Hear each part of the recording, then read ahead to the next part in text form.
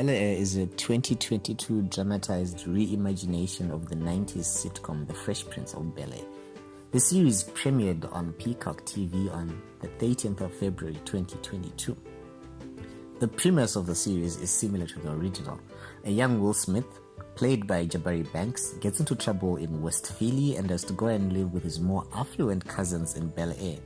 While The Fresh Prince of Bel Air was more of a comedy sitcom, Bel Air is a dramatic coming-of-age story, dark and somber, whereas The Fresh Prince is light and funny, yet thematically similar.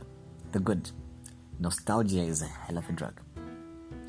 One reason I sat down and watched it was for the nostalgia of the sitcom from my younger days. It was a wild ride seeing how differently the series and its characters compared to how I remembered them.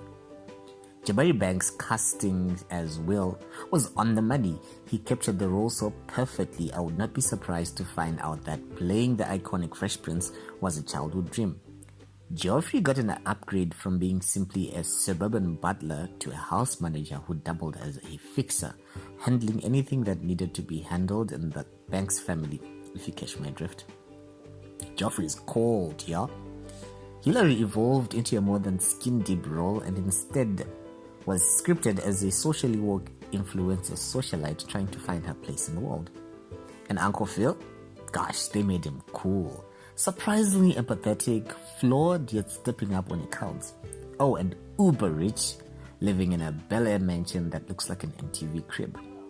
Uncle Phil is actually quite the perceptive dude. The bad.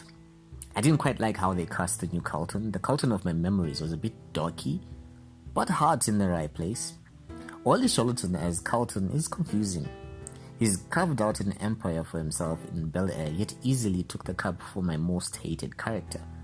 But credit goes to the actor for carrying the role and the story arc. The ugly. One can never compete with nostalgia. Reboots, when weighed and measured, will always be found absolutely wanting. One can never compete with the memory. Some characters were underutilized and some plot points just got shoved to the side, such as Michael Ellie's character Reed Broderick, or how Geoffrey seemed to have an interesting backstory going on. Unfortunately, his world is off the shadows.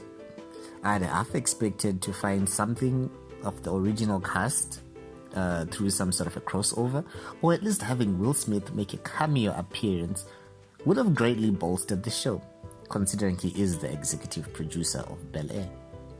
Final thoughts.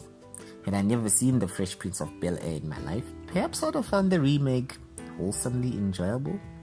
But then again, it would probably not have been on my watch list, as I'm not a fan of drama, even when it's socially conscious drama. Mostly I watched it out of curiosity to see how they could reimagine one of the freshest sitcoms from my childhood, and if they could make it work.